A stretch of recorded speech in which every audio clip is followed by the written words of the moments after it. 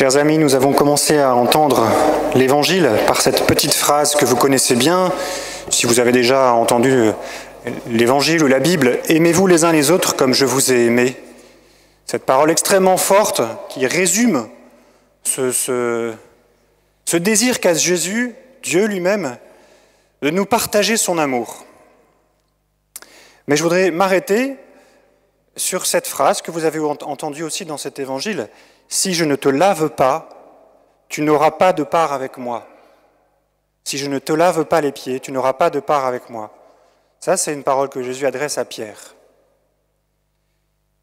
Et vous voyez que l'enjeu du lavement des pieds est donc d'avoir part avec Jésus, de pouvoir communier avec lui.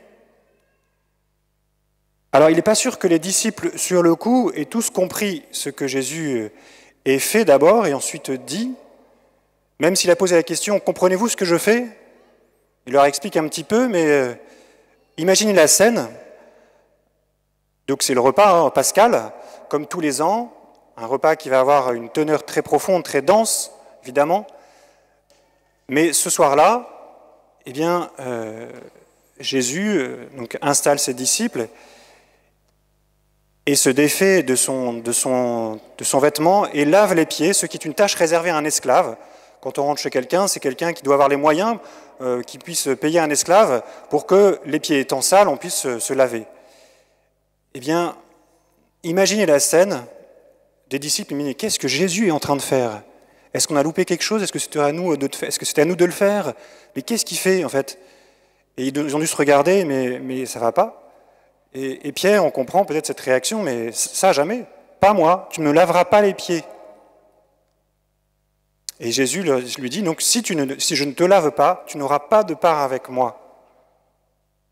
Et il dit juste quelque chose avant. Hein. Ce que je veux faire, tu ne le sais pas maintenant, plus tard tu comprendras. Ce que je veux faire, tu ne le sais pas maintenant, plus tard tu comprendras. Et en même temps, voilà, il leur dit, est-ce que vous comprenez? Peut-être que nous, on ne comprend pas.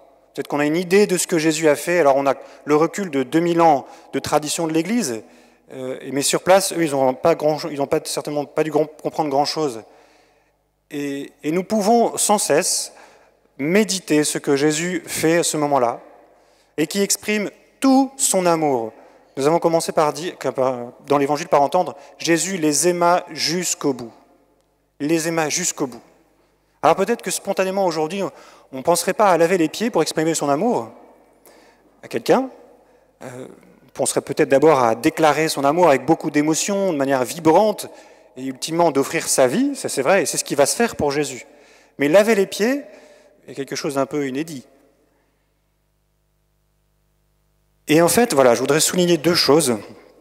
La première chose, c'est que Jésus, en lavant les pieds, vient rejoindre ce qu'il y a de plus faible, ce qu'il y a de plus fragile en nous, pour nous montrer combien nous sommes dignes d'être aimés. Et cela malgré notre faiblesse, malgré notre péché. Et le deuxième point, c'est que Jésus veut nous montrer comment il est possible d'aimer comme lui, il aime, c'est-à-dire jusqu'au bout, dans le service des frères, parce que ce service des frères nous met en communion les uns avec les autres et avec lui. Et vous verrez que c'est ce qu'on vit en fait, en particulier à l'Eucharistie, c'est intimement lié à l'Eucharistie. Jésus vient communier à nous, nous proposer d'avoir part à lui, parce qu'il va s'abaisser aussi, nous rejoindre sous la forme du pain.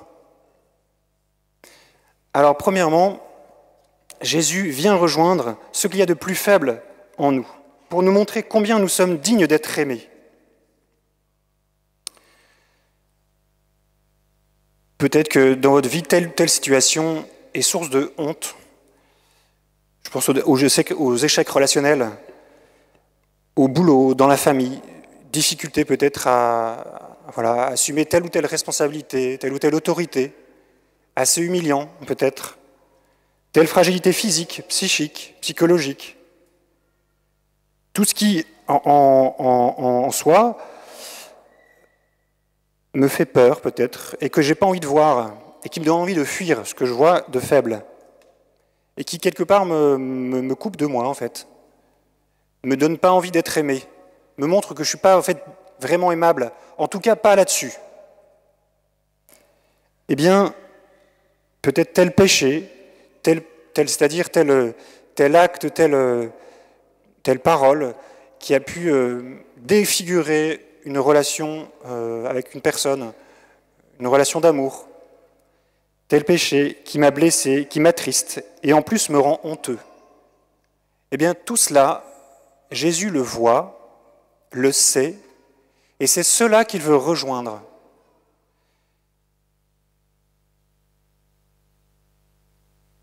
Et en fait, ce geste que Jésus réalise en s'abaissant, en lavant les pieds, c'est extrêmement fort. Il vient s'incliner devant ce qu'il y a de plus faible en nous. Il vient s'abaisser devant ce qu'il y a de plus pauvre, peut-être honteux en nous, pour montrer en fait que c'est pas ça qui compte. Nous sommes dignes d'être aimés. Jésus, qui est Dieu, choisit de descendre, en tout cas de s'abaisser. Saint Paul, dans l'Épître aux Philippiens, nous dit qu'il s'anéantit. Quelque chose d'extrêmement fort. Il s'anéantit, c'est-à-dire qu'il... alors il y a un théologien qui s'appelle Romano Guardini qui dit qu'il descend jusque là où l'homme peut s'anéantir dans le mal, par le mal. Il peut s'anéantir à cause du péché. Eh bien, Jésus va rejoindre ce point-là. Il va rejoindre ce point de fuite qui nous sépare de Dieu, qu'on nous dit en fait, je suis là, et tu es encore digne d'être aimé. Ça, certainement, les disciples ne l'ont pas vu. Et au fait, aux yeux humains, c'est pas visible. Mais Jésus, à ce moment-là, le réalise. Il descend, il s'abaisse, il va toucher en nous ce qu'il y a de plus loin de Dieu, peut-être, et ce qui a pris la fuite, pour le rejoindre. Il nous dit, en fait, tu es encore digne d'être aimé. Il lave ce qui est blessé, mais il veut nous montrer combien nous sommes encore aimables. Pour préciser ça, en fait, on a aussi cette belle image de saint François d'Assise, qui, à deux moments, s'incline devant deux personnes. Dans sa vie, il s'incline devant le pape, parce qu'il vient le voir, et parce qu'il faut s'incliner devant le pape à l'époque. Il s'agenouille devant lui, et par respect pour lui, et parce qu'en fait, pour respecter sa figure de chef de l'Église, mais ce n'est pas proprement parler un geste d'humilité.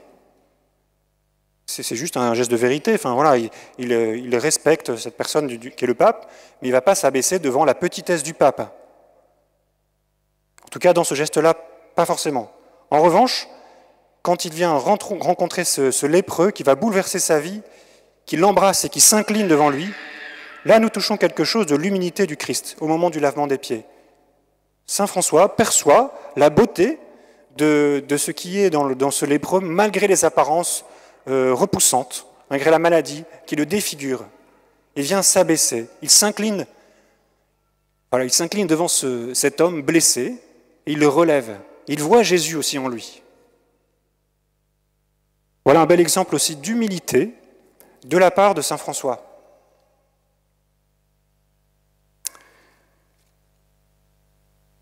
Alors ce geste-là, chers frères et sœurs, nous paraît peut-être lointain parce que c'est vrai qu'il est unique. Jésus le fait en partant du fait qu'il est Dieu.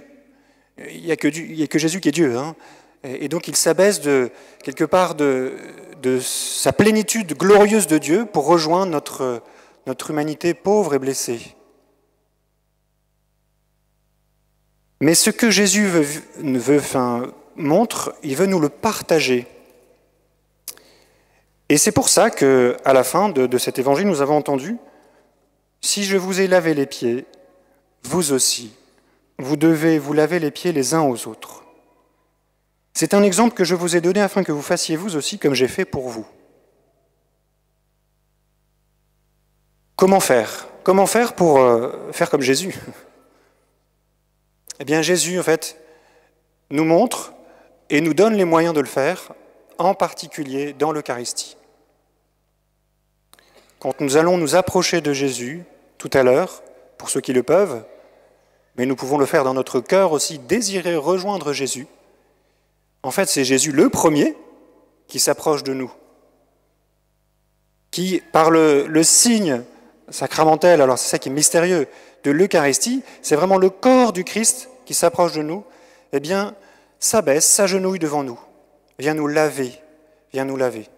Il vient nous laver les pieds, il vient laver notre cœur, et il s'approche de nous. Quand nous le recevrons dans notre bouche, dans notre cœur, dans notre corps, eh bien, c'est Jésus qui s'abaisse et qui nous lave les pieds. Tout à l'heure, je referai ce geste liturgiquement, donc la cérémonie du mémorial de la Seine le permet, donc je laverai les pieds d'un certain nombre d'entre vous pour refaire les gestes que Jésus a fait. Pour ceux qui seront devant l'autel, eh bien, ils sont invités à poser cet acte de foi, que c'est le Christ qui le fait. Moi, concrètement, je laverai les pieds, mais c'est le Christ qui le fait. Et je demanderai au Seigneur de le faire avec le cœur et l'esprit de Jésus, bien sûr. Mais Jésus le fait, il nous donne cette grâce de rentrer dans ce geste d'humilité grâce à l'Eucharistie. Parce que ce que nous n'arrivons pas à faire nous-mêmes, il le fait en nous. Il vient se donner à nous. Nous recevons en nous ce que Jésus fait pour nous. Et donc, quand nous accueillons Jésus dans notre cœur par l'Eucharistie, nous sommes invités à refaire aussi ce geste de service pour nos frères. Voilà pourquoi la communion à l'Eucharistie n'est pas juste pour nous, mais pour nos frères, pour le service de nos frères, pour le service de vos frères qui sont autour de vous, mais loin aussi, dans votre famille, dans vos études, dans votre travail. Le cadeau que Jésus vous fait dans l'Eucharistie est pour d'autres, pour que vous puissiez aussi laver les pieds les uns les autres de ceux qui vous entourent, que vous puissiez montrer aussi cet amour à d'autres, que vous puissiez faire cet acte d'humilité extrêmement grand, mais peu à peu, le Seigneur nous aide à rentrer dans cette dimension de service.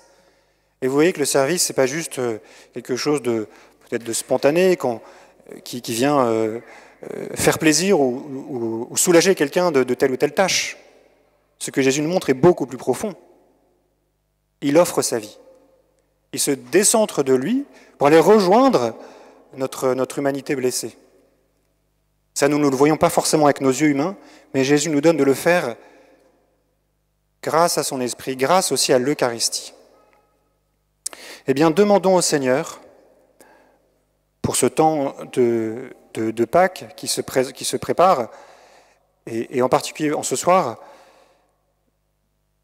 eh bien de vivre cette Eucharistie comme si Jésus allait nous laver les pieds, et de demander cette grâce peut-être de penser à telle ou telle personne autour de nous, où nous pourrons manifester cette humilité. Et de faire que la fragilité que nous portons tous soit un lieu de rencontre, de ne pas avoir peur de nos fragilités, de faire que tout ce qui nous fait peur, honte, eh bien, avec Jésus, parce qu'en fait, nous-mêmes, nous portons un regard dur parfois, on a besoin d'être réconciliés là-dessus, eh bien, le Seigneur nous aide à porter un regard miséricordieux sur nous, à voir notre fragilité comme un lieu de rencontre, pour que ce service soit un lieu de communion entre nous. Et alors, nous pourrons rayonner et montrer que Dieu est amour. Alors demandons avec force, avec foi, cette grâce. Amen.